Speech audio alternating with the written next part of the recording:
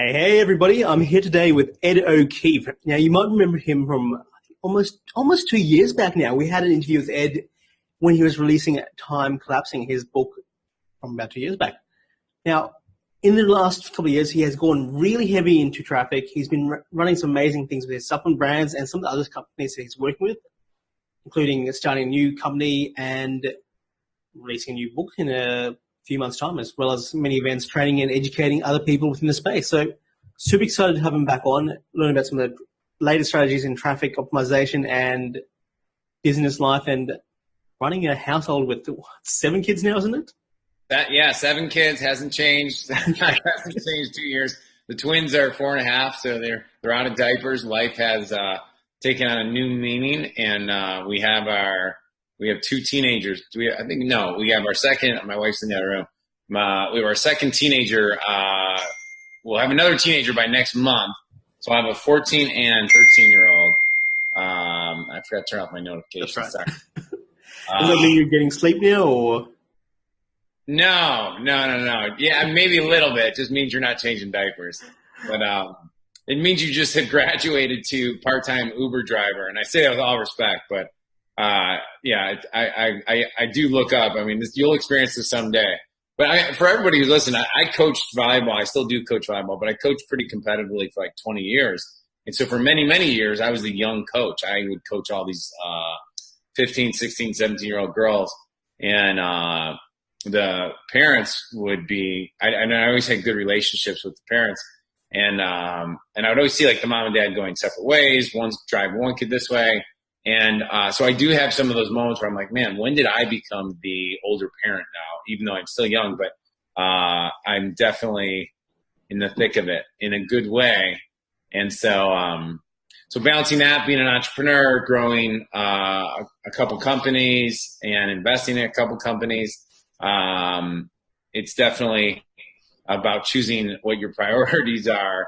And then, because there's only limited time in the day, so you got to make what matters matter, so. Just observing you guys, there's something I really respect about you and your friendship circle. I know Jesse seems like he's a 20-year-old, about the energy that guy has. Yeah. Jesse Itzler. Yeah. So, okay, let me tell everybody just really briefly kind of catch up in the last 2 years. So a couple of years ago I was on and with Joss, and we talked about a book I had coming out called Time Collapsing, The New Art of Speed, Money, Power, and Meaning. And it really was a book that I wrote condensing my success system of goal achievement, accelerated learning, as well as like actual business strategies in one book. I do that, but I was also running a health supplement brand. Since then, I've invested in a food company, a disruptive, like gluten-free, grain-free, dairy-free company called No Foods, KNOWFODS.com. I think it's primarily based in America right now, but hopefully we can get it to Australia in enough time to make sure you guys are all happy. Because if there's anything in my life that I want to make sure happens is the Aussies are happy. When they're happy, the world's happy, okay? And so, yeah, so one of my good friends, Jesse Itzler, if people haven't found, I talk about him in my book. I've gone on adventures. In fact, Josh, I'll tell you a funny story. We were out in Colorado with Jesse.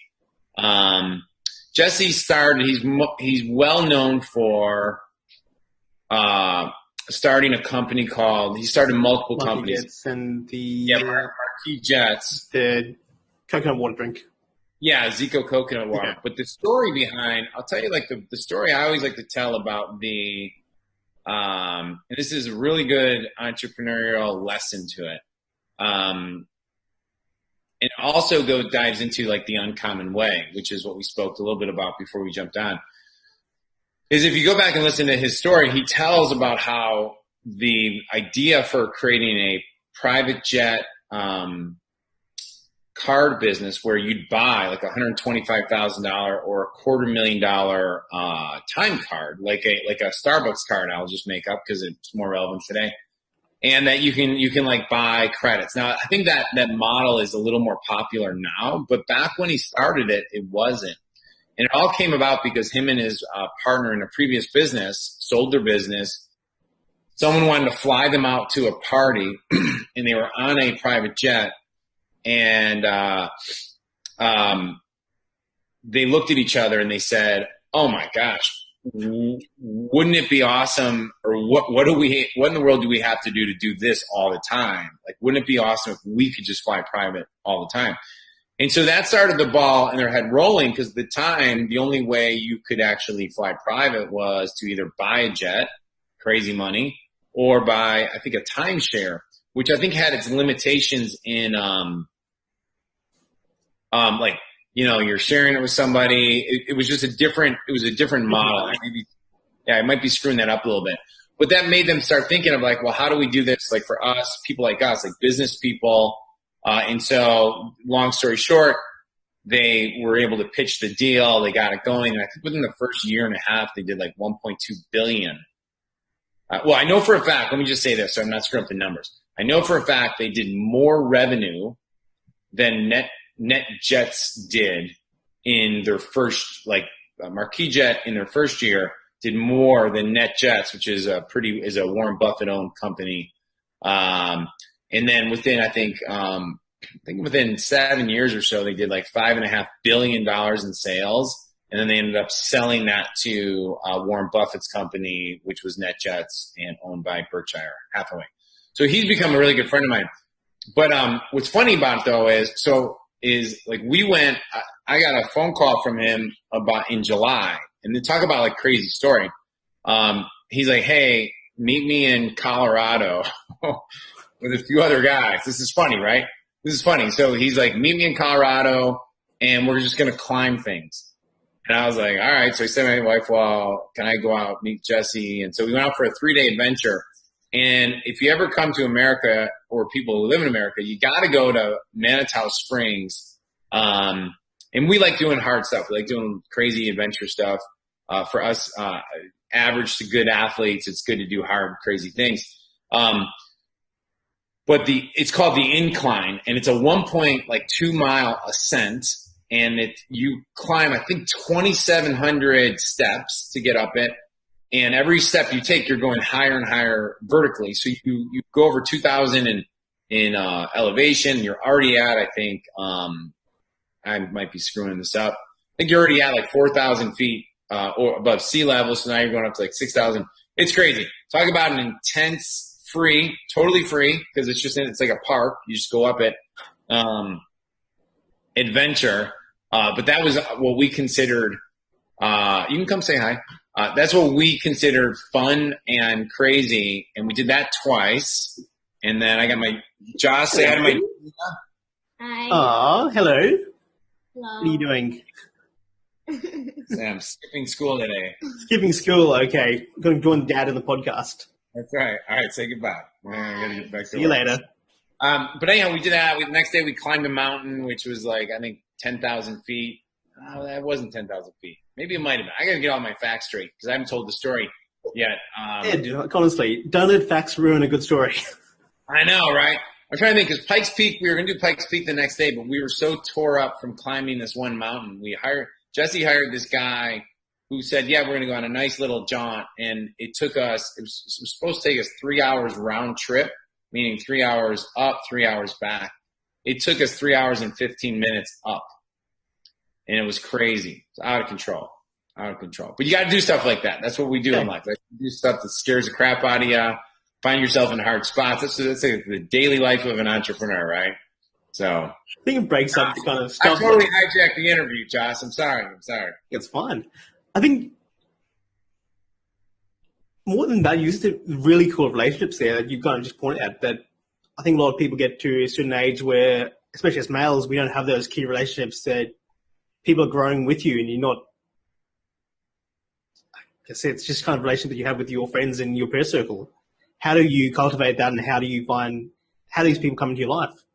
Yeah, I mean, I can speak directly to that. I think it's a really good question for men and women, honestly. Well, both, but let's talk for me, the relationship with a good core group of individuals that are positive, are pushing me, set the bar higher for me, is not just important, but vital, the same way oxygen in your, in your blood is, it is important, is vital. Like it's, and I think as you get a little bit older, like not saying you get older, like as I matured and got older and, when you're younger, you're looking for a girl to marry, you're chasing, you're doing all this stupid stuff. You think fun is going out to bars and whatever, wow, we had so much fun. Like 5, 10, 12 years ago, me going to Colorado would have been 3 days, half the time spent in different clubs or bars because that's what I knew.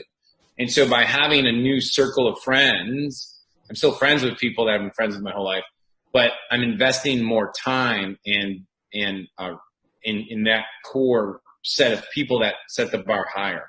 And so my belief in that is that when I find people that I believe are not only going to make me better, but are people I want around me for the rest of my life, sometimes that happens accidentally. Actually, most time does happen accidentally. And but once I see that, the way my mind works is and you only have so many time. So like, you can't be the guy. I mean, I guess some people can do that. You can't do what I'm explaining by having hundreds and hundreds of people that you're trying to have that deep meaning relationship with. It's not going to work. But when you find that core group or that core 1, 2, 3, or 4, my biggest recommendation would be to ask yourself and then ask them, what are they trying to accomplish? What do they want in their life? What is important to them? And then get to work helping them. I could share a specific example, like with Jesse, like for example, when I first met him, I met him the same way you and I've kind of met, which is through podcasting. I had him on my show. And I got off that interview literally thinking this is the coolest person I've ever met. I swear to God, I was like, this is the coolest guy I've ever met.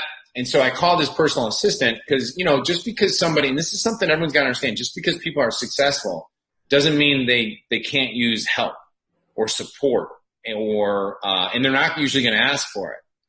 And so what I called her and I said, hey, look, he's coming out with, and so what I found out, he's coming out with his new book. He's never really done podcasting before.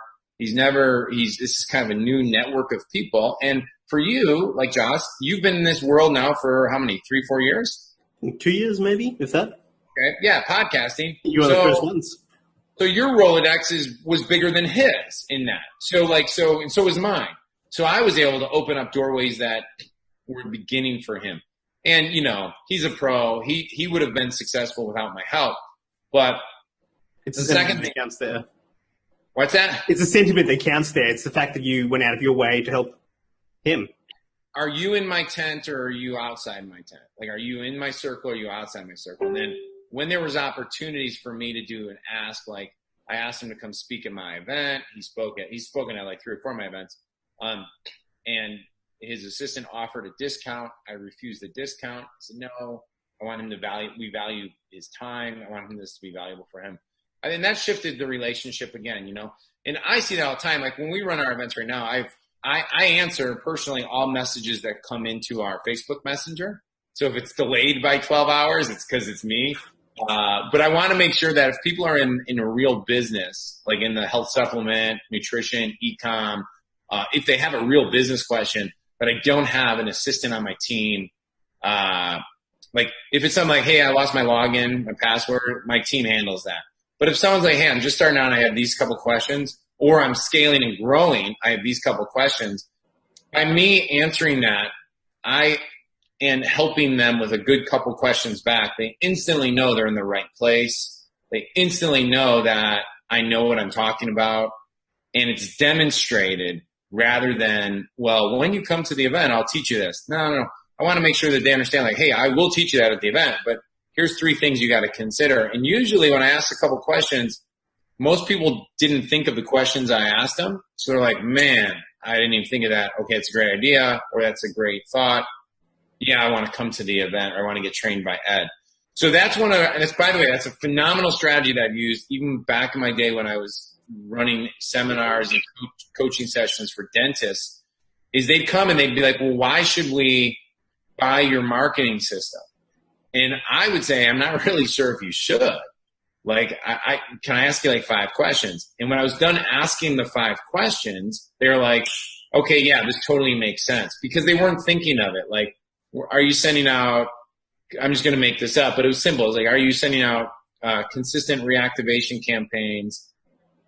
And are you doing 3 of them? Like, are you sending it 3 steps? No, I'm not. Almost everybody, no. Are you doing a patient newsletter? No. Are you doing new mover mailings? No. Are you doing any? Now the questions would be more like, are you optimized for Google local search? Are you doing any Facebook video ads, right? Do you know what it is? Yeah, do you have your retargeting sequentially set up so that people have an opportunity to see you, but you're following up with them? And that's actually a good question for almost everybody right now, because if you're in business today, if you run an e-com store, if you have any kind of online presence, what we're finding amongst all our clients in our business is that 80-something% of the sales are happening through retargeting. So sequential advertising that follows them after they have their first interaction with you. And that is a massive shift from just even a year to 2 years ago, where before it was like, get their email, follow up them via email. We are way more concerned about, not concerned, but we are way more focused on getting a qualified click to where, like whether it's a giveaway, whether it's our event page, whether it's a supplement page, and then sequentially following up with them with value and offers to get them back in the next 15 to 30 days. And that's how we measure success, where that's shifted, guys. And the other thing, Josh, I'll tell everybody a couple stats, like email open rates and the cost of getting, like say you get a cost per lead, say we're generating a lead. I'm sure you have clients that generate leads, right? Or part of their business is generating leads. Well, when you look in, say, your Facebook ads account or your Google account, and you look at your cost per lead, and you're like, well, it only costs us like $2 to $3 per lead. That's a good cost per lead. Or say it's only 50 cents or 25 cents, whatever your metrics might be. Well, by the time your email gets through Gmail, email service providers, or ISPs, internet service ISPs, you lose half of them. So now your lead cost just doubled, and then now your first then you got attention. Your first email, it gets an open rate of 60%, and then it drops to like 30, and then within a week you're now talking about 16%, 10% open rates. And I know there's counterexamples to this. I could hear some of There's a lot of stuff you're saying here, Ed, that has me asking this one question. How much do you live within the data? Because you're saying a lot of really specific stuff here. Do you get the big picture, then you step out as a CEO founder, or are you always living in the data? Yeah, that's a good question, right? So I always admire some of my friends who live in the data, like they're just really, really data freaks. And I say it in like my buddy Jeff Usner, he's speaking at my event. He does like 70,000 leads a day, and he runs a push notification company called Push Pros.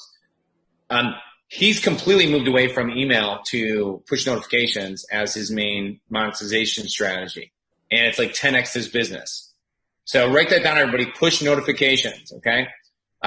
So I'm gonna answer this though. So yesterday for our event, I spent probably like 6 hours in my Facebook ads account, very slowly, methodically looking at my ads and my numbers. I do not do that daily. That's probably like every week or every other week will I go that deep. And timing's a big thing. So, the team can report. They got an Excel, like you can have an Excel sheet. I like having a top line report that gives me bigger picture, and then another report that I can go deeper into. What's my cost per lead? What's my cost per, if I were doing a webinar or something like that, what's that registration? What's our cost per sale? So I always look at top numbers first, and then I'll go deeper. And then the reason why we started doing Traffic Mastery Live, Josh, actually, that's the name of the event, Traffic Mastery Live.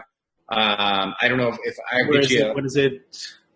Well, Traffic Mastery Live is an event I started for my clients. And it's the number one event for specifically health, fitness, nutrition, and personal development companies that want to learn from the world's best Facebook, Instagram, YouTube, Google native, and even now influencer marketing. We got to talk about influencer marketing before the end of this show. And bots, like we have somebody coming to talk about bots. But anyway, it's the number one event for that. It's in Nashville. The next one's in Nashville. We've done them in Atlanta. But if you're out of the country or you're out of state and you can't make it, we have live streams available. But here's the deal. The reason why I started doing this was because what I found was one of the biggest blind spots CEOs have or entrepreneurs have is they think traffic is somebody else's responsibility, and they think conversion is somebody else's responsibility, and then they think customer life cycle, they're just going to hire all those positions. It's so fragmented. Well, it's really it becomes fragmented when people think of it that way, where it really should be a flawless process. Yeah, the way I like to teach it and explain it is like this is an ecosystem that starts and this is something unique. Check this out. If you think about it this way, take costs and overhead and like salaries and all that junk out of it. If you think about what the most expensive part of your business becomes the first click of your advertising. So if you're looking to grow your business, whatever that first click is probably the most expensive part of your entire business, because now you can retarget that person for pennies per video view. You can retarget them for a lot less. So I like to know what in the world are we doing to get people to make that first click, because I want us to have a buyer intent click, right? Cheap clicks doesn't mean a thing. Buyer intent click. So if I run say a video ad that says, I'm just making this up, 5 natural ways to relieve your chronic joint pain naturally, something like that. I know that person has chronic joint pain, which means they have pain all the time. They're looking for natural methods, which presumes they've already tried other methods. And so that buyer, that's a good quality click. So you could then send that, you can promote any products on the back end that can help them with it. But that's a good high quality click. Some people might be like, so a bad click would be, a bad click would be 3 superfoods that help with anti-aging, and then we try and sell them a joint pain product. You see that? It's just too broad. It's not totally correlated. Now, could you make it work? Yeah, but it's not that way. So we focused on that first click, and then the other thing you want to know, Josh, sorry I just interrupted you, but like the other part of that is the who. Who are we targeting? So with the first ad, and you can have 20 ads, by the way, but with the first ad, who are we targeting? Because then the who is most important. So a guy sent me a message yesterday saying, hey, if you're just starting out in the supplement business, what is a couple suggestions? Right now, we do 2-day events on this stuff, so it's kind of hard to give a couple suggestions. But I said, I get really, really clear on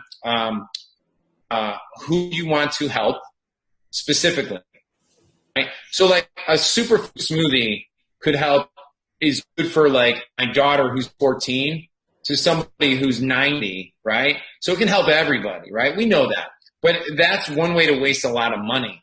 So what I like teaching my clients is to create like your one level 10 client, like the perfect customer, So I'll pick on my wife, for example, 45, mother of 7, busy as heck, is always going multiple ways. The last person that she could ever take care of is herself.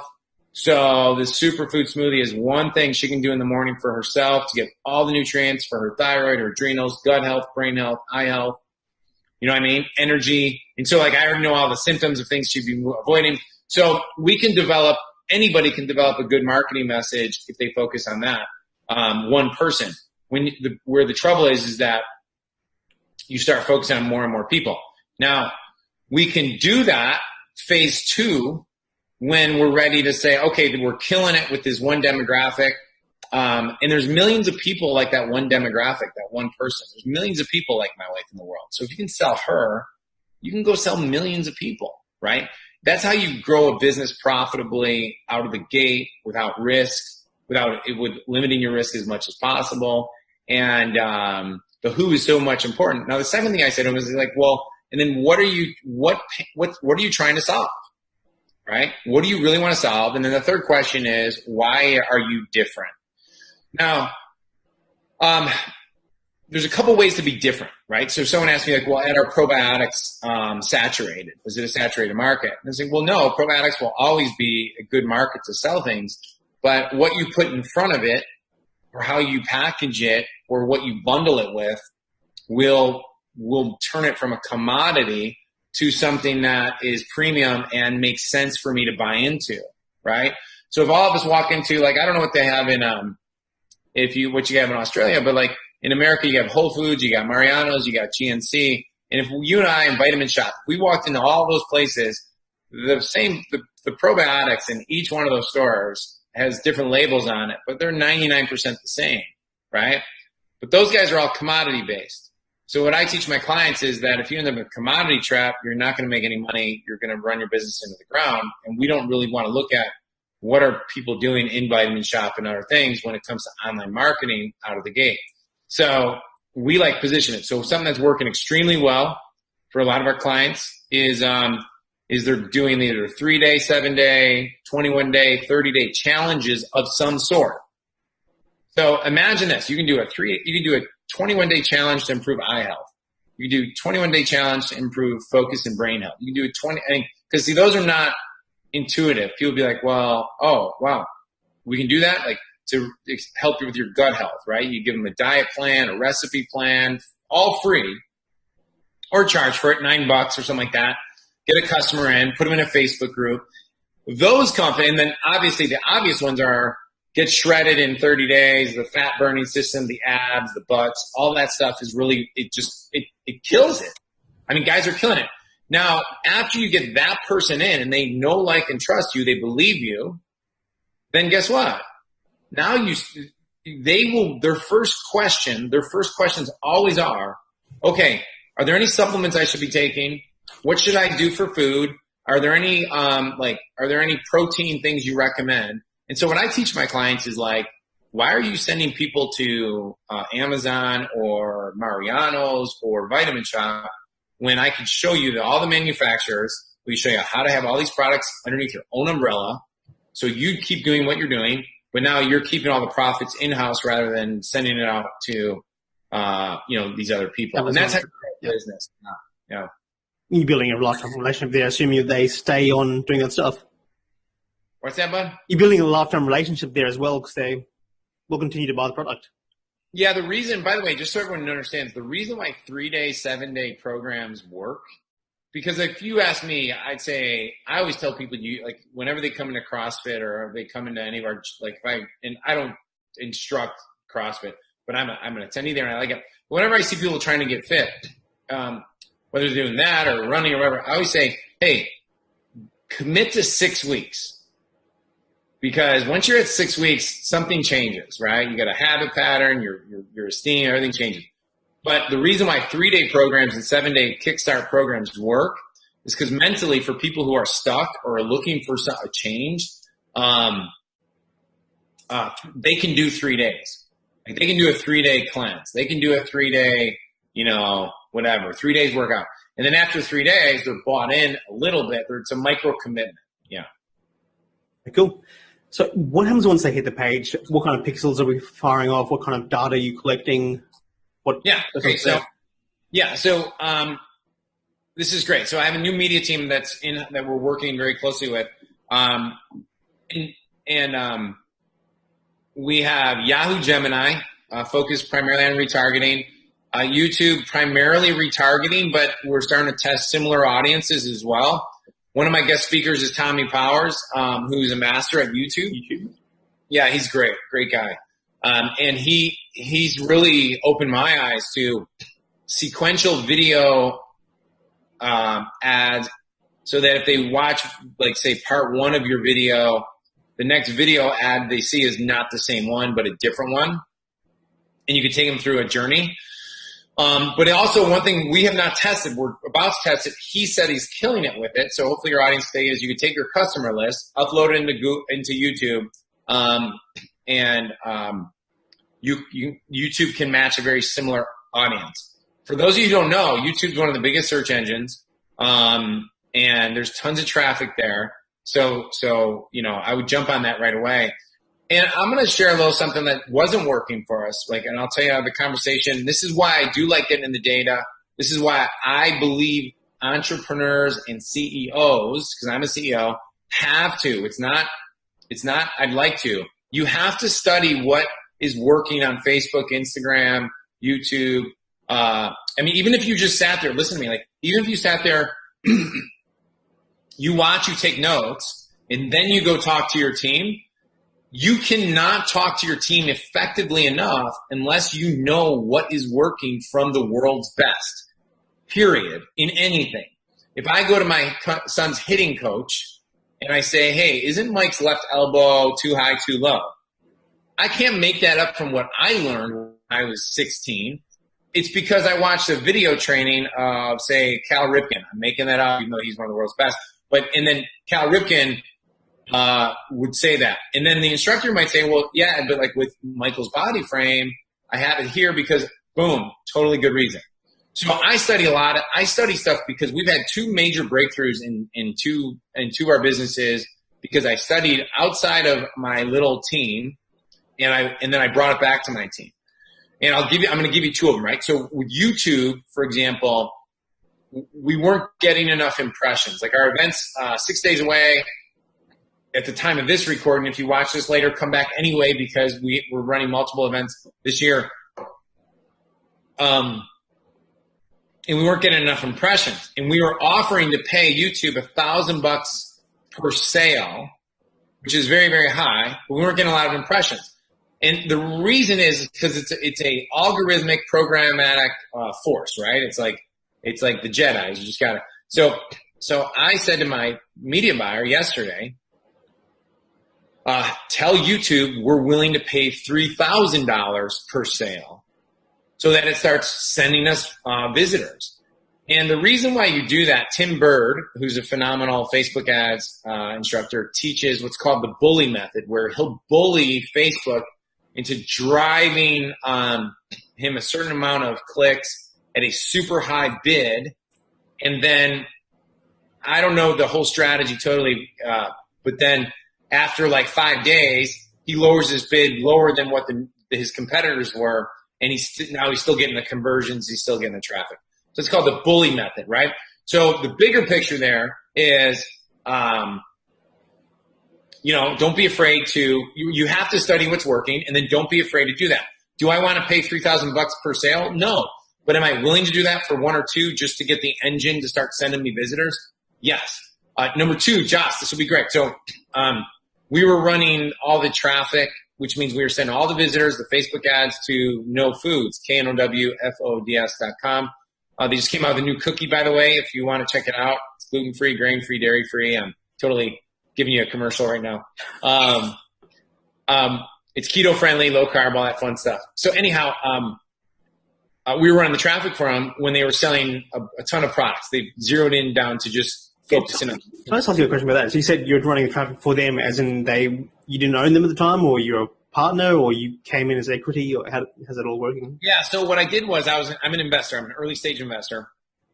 And when they were looking to grow online, I worked with the CEO. I said, look, hey, we could run this. And I said, I'll give you a very good rate, like agency rate. So we charged them as an agency, but it was a really low rate. And then since I was an investor, I waived a lot of fees. Now, do I recommend people do that? I don't think I would recommend that in the big picture, because the business lesson is I was spending time away from my own business doing that. And so there was a trade-off that after a while I reconciled it, and I was like, this isn't worth my personal time for this discounted rate.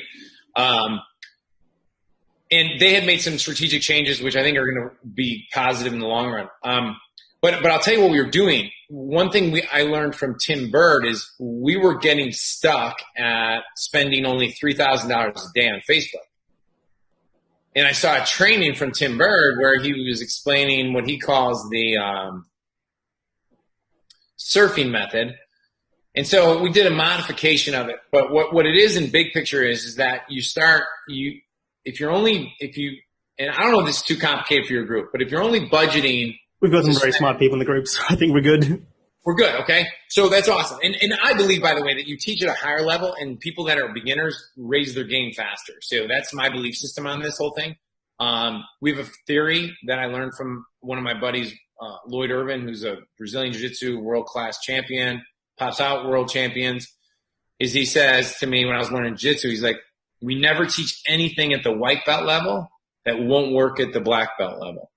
And so that's how we teach business, right? But one of the things we were doing is we were getting stuck spending $3,000 a day profitably, but we were having a really hard time scaling that beyond that. And this is a problem a lot of people have, you know. And so one strategy you can test, you got to test it out, is you create more ad sets and you obviously duplicate what's working. You expand your audiences, but now what you do is you raise your budget from say 3,000. Say you're trying to hit 3,500 a day, and Facebook won't spend it all. You raise your budget to 6,000. Okay, and then now you got 50. Say 6. Let's pretend you got 80 ad sets. That's a good number. You got 80 ad sets, and then as the day's going, you start at say at midnight. By 6 a.m., you're going to have some ad sets that have like 0 sales. They're way underperforming. You pause the real big underperformers. If there's any ad sets that are like within one conversion of being profitable, you let that ride all the way till like say noon. So then again, you keep all the profitable ones running. You pause all the ones that are completely underperforming. And again, if there's something that's close to are these all different targeting ad sets, or are they duplicating the same ones that you make sure you're... Well, yeah, I'd have to like go deeper into it, but it pretty much is like you're using the budget, and then you're using you got to have a bigger audience to do this, obviously, and you have to have more ads. But the big point is that at say 4 to 6 p.m. before peak traffic hours. Because on Facebook, peak traffic hours actually I think are between 5 p.m. and midnight, okay, or 6 to 9 p.m. You pause all the losers on the day. And so what happens is you may only have 20 ad sets running, but all the budget is only going to that. And so you may spend now the next $3,000 or $2,000 that are going to spend on your most profitable ad sets. And so they get all of it. And at the end of the day, those all reset and you let it go again. Now, here's the reason why this also works, is that some days, most Facebook ads or traffic guys will have this experience, probably with Facebook, YouTube, anyone. Some days, one ad set performs well, the next day it stinks. And then the next day it performs well, the next day it stinks. So what this is allowing you to do is mitigate your risk and stop your losses in real time rather than waiting 5 days and being like, oh man, we lost, or that one totally underperformed. But that underperformer might have actually had some profitable days where you could have sent more to it on those profitable days. Because it's this is going really counterintuitive to the whole idea of not pausing ad sets. That Facebook seemed to encourage you not to pause something once it was running in the past. Yeah, I don't know about that, right? I'd have to have, it is counterintuitive to it, but you're just pausing it through the day, and then, yeah, you're resetting. I'd have to ask Nick Shackelford or Tim specifically, his deeper thoughts on that, because those guys live in Facebook every single day. But, yes, it's counterintuitive. Nothing's changing, so it's pretty... And it's also counterintuitive to growing fast rather than growing slow. Okay, let me give you one more killer tip for everybody right now.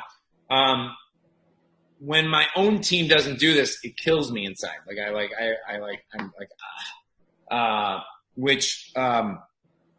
lot of times you have winners, and after a while they get ad fatigue. And so what I've always done is like, oh, we got to create new ads.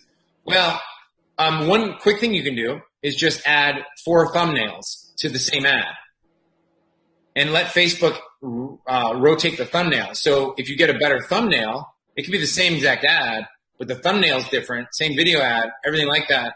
And now you just reawoken a winning ad because you got a different thumbnail. James Van Alswyk, who's also speaking at our event, that's one of his best tricks of scaling things. Like, their creatives are amazing. And he brings in people that are not, the way he teaches his creative people is don't look at anything that's working. Just go create killer stuff and we're just going to test it fast for $10. You know, you got 4 creatives, $10 per creative. Really quickly, you're going to see the winner. Boom. Pause the losers. And then you got the most optimized.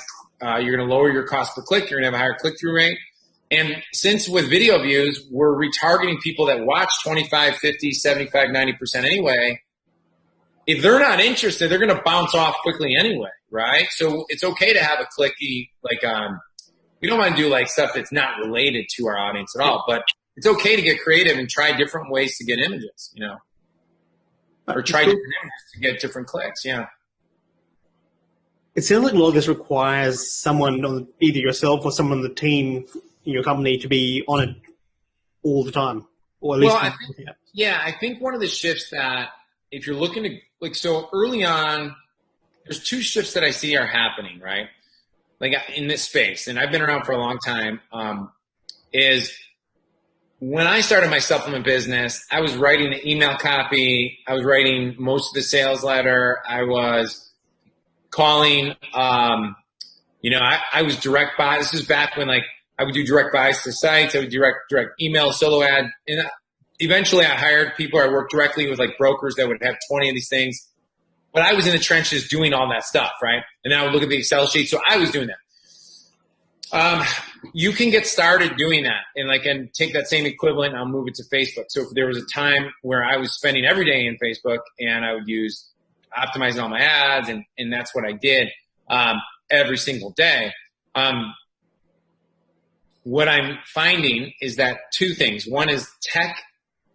There's tools now like ClickFunnels, Shopify. There's one of our sponsors at our event is called Connective. It starts with a K, K-O-N-N-E, C-T-I. Yeah. No, but I just want people to know. And then like Ezra Firestone has Zipify pages that connects with Shopify. Yeah. So all of these tech items completely eliminates our excuses not to be doing good marketing, number one. And then the other side of that is that since Facebook, Google, YouTube is really user friendly. I mean, yes, it's hard. Yes, they change their things, all that crap. I totally get it. But the fact is the fact that you and I can go in there today, run ads, test things, and then optimize it is literally probably one of the most amazing things that we could ever be grateful for, right? That I think we take advantage of, like for granted, right? Most people start brick and mortar shops. They're sitting there, they're struggling for years, and they're hoping people walk in. You and I could, on the fly, change things.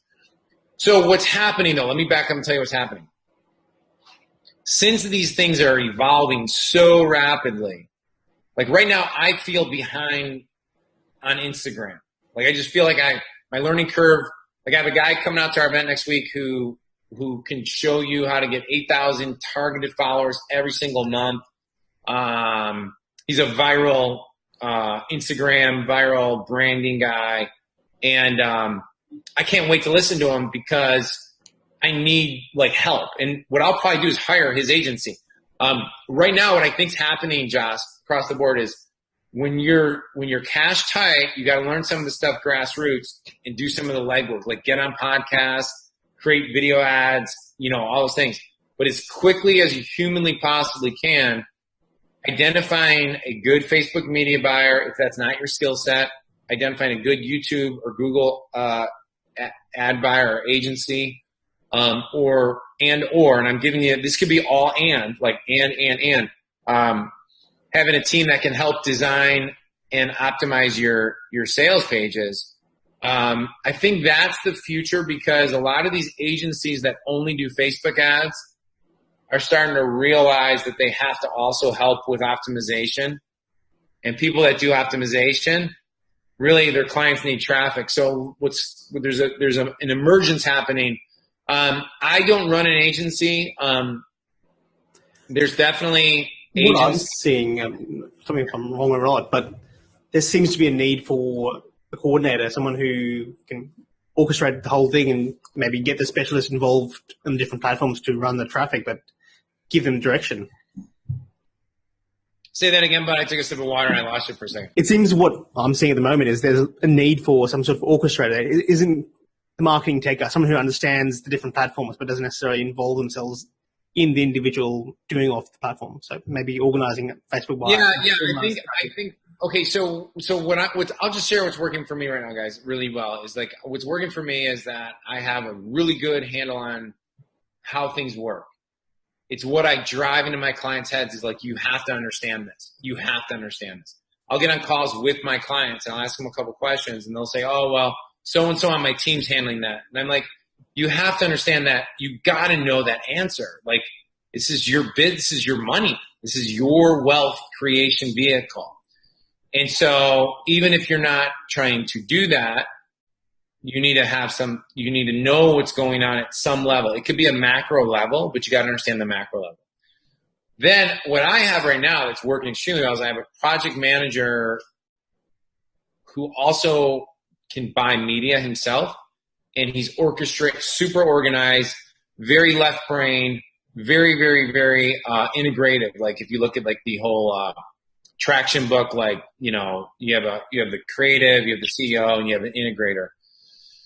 So that's working really well for us. Yeah. And everyone's different, man. I hate to say what it is. Like, I mean, I have friends, you know, that love being in Facebook ads and YouTube ads and inside the accounts every single day that do extremely, extremely well, you know? So there's no one set rule. It's just what works for you, but you need someone in that role to orchestrate it, whether it's yourself or you've got someone else doing it, but you need to have someone managing that. Correct. For yourself, what else is part of the business that I guess most people don't look into that you find that your client's struggling with? Is it like inventory side? Is it managing the accounts? Well, yeah, I mean, okay, so like when you're doing a direct consumer product, whether it's supplements for superfoods or whatever, the biggest problems you're going to have eventually are like inventory management and cash flow. You're going to have to figure out how to manage that. Yeah.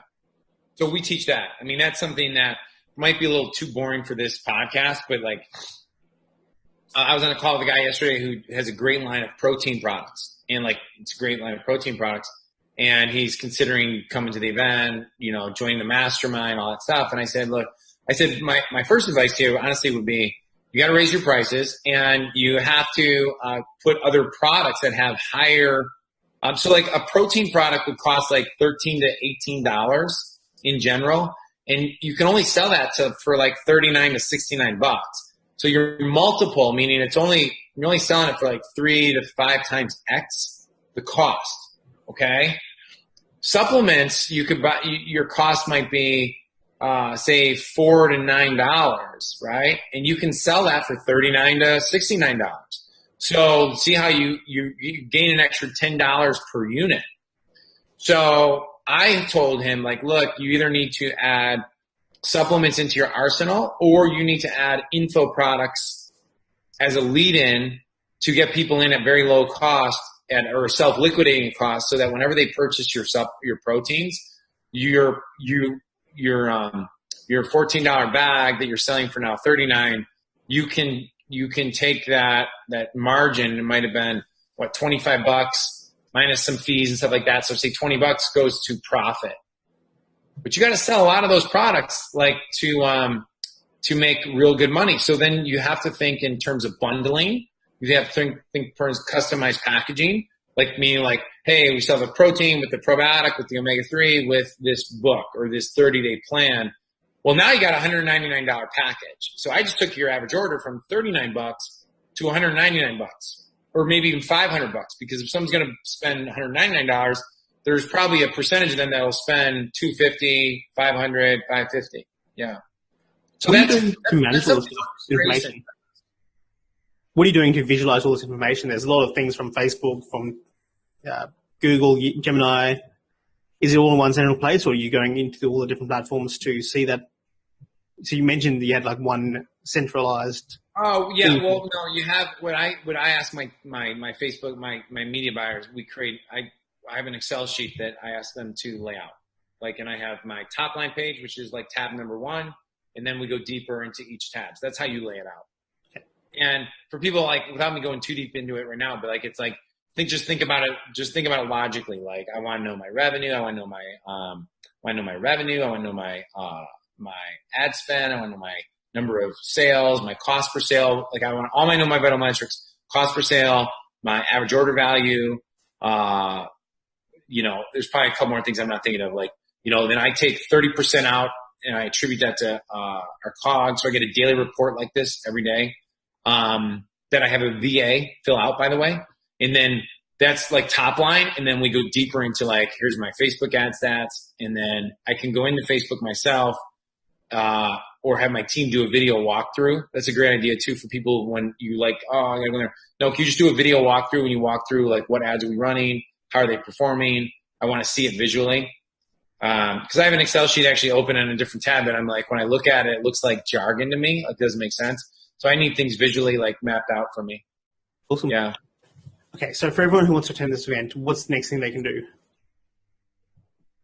Yeah. I mean, go to trafficmasterylive.com. And then, if you're in Australia, I don't think you're going to book a flight and be out here by 5 days. So just get the live stream. We only have like 5 seats, like 5 live in-person seats even available right now. So I'm pretty excited about that. I like to keep my events like 100, 105 people, for these intensives because, it allows me to meet everybody, allows us to engage with everybody. So if you're on stateside and you can make it to Nashville, I'd love to have you. If it's past this time, still go to trafficmasterylive.com, check it out. You can also check out, do you mind if I pitch my podcast a little bit? Definitely. Yeah. Ed O'Keefe Show. You can find it on iTunes. Hopefully the websites, we had a hiccup on our website, so we're refixing that. So if it's a little jacked up when you go there, don't stress it out. If you want to check out the book I wrote, timecollapsing.com, just go there, check it out. Yeah, my book from a couple of years ago, it's still relevant. It's hopefully, I wrote it. There somewhere. Yeah. So I wrote it as a success guide that my kids, could utilize and from that framework. So it's like lifelong lessons where some of the stuff we're talking about today, the cool thing about what we do and the reason I'm excited about what we're doing with Traffic Mastery Live and our mastermind and a lot of the things we're doing in this space is, we got to come to Australia, man. You love to. We all do. We're getting Tony to come out to Australia, bring his wife and everything. She'll all come down. Yep. You know what? I know. I thought about it. Jesse, organize a jet. Done. I'll see Jesse. I'm going to see Jesse in a week. So I will, get Sims as well. He needs to come down. Yeah. Well, we're doing his 50th birthday. He's turning 50. So Jesse. he's throwing a party. It's great. Yeah. And he is like a 26-year-old. He's hysterical. But, so we'll do that. And then the other thing I wanted to encourage people, this is totally a pitch for Jesse Itzler's business. I don't have anything to do with it, but if you want to do some really hard, cool things, come out to like one of his 29029 events. Like, I don't even know his website. I think the group is like We Do Hard Stuff on Facebook. Yeah, check him out. I'll send it out to Josh, like the actual, it's like 29, but if you type in like 29029, the numbers and then Everstein, you'll find out. My wife and I are going out to Vermont in October. We did it last year. It's an amazing event. I don't know, man. I could talk all day long. I have a book coming out in about the next 6 months called The Uncommon Way. The Hills thing is at your place, isn't it? The sprint, or was it at Jesse's place? Which one? The sprint thing on the hill, the back of your place. Is that your place or is that Jesse's? Yeah, Hell on the Hill. That was at Jesse's place. It was crazy. It's crazy. It's awesome. And I would challenge everybody. Like, if you have a group of friends you want to encircle yourself with, don't wait to be like famous. Like, call your 5 friends up, say, we're going to do something fun. It's going to be hard. And then we're going to drink, do it that way, I always found that, and this is crazy, but like, I always found by chosen, honest suffering together creates a bond unlike, anything else, It's a question I asked earlier in one of the podcasts. I think I want to make this one of my key points, but comes time for you to go, we're all gathered around celebrating your life, and the person, whoever it is coming to say your eulogy. What would you want them to say about you? Well, the first thing I wanted to say is like, there should be no tears of sadness in this room.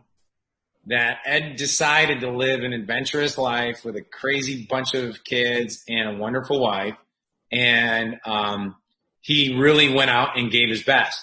And that the only goal, your only goal, is to light the world on fire the best way you can, you personally, and that, go out, live it, like you are where you are. Like, don't wait for happiness to show up at your door, because it's on the road that you walk. It's not a destination.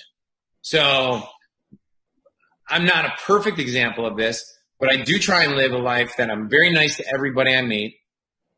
Happiness is not something we're trying to find. It's something we are, and it's something that we have to. The reason why we do hard stuff, Joss, is so that we sharpen the will and the spirit. So when the world shits on you in a real way, your resolve and your ability to persist and fight is sharpened, right? Because we never know. Like, I have friends that have just, I wish I could like magically heal their pains and do things for them, that they're going through real suffering.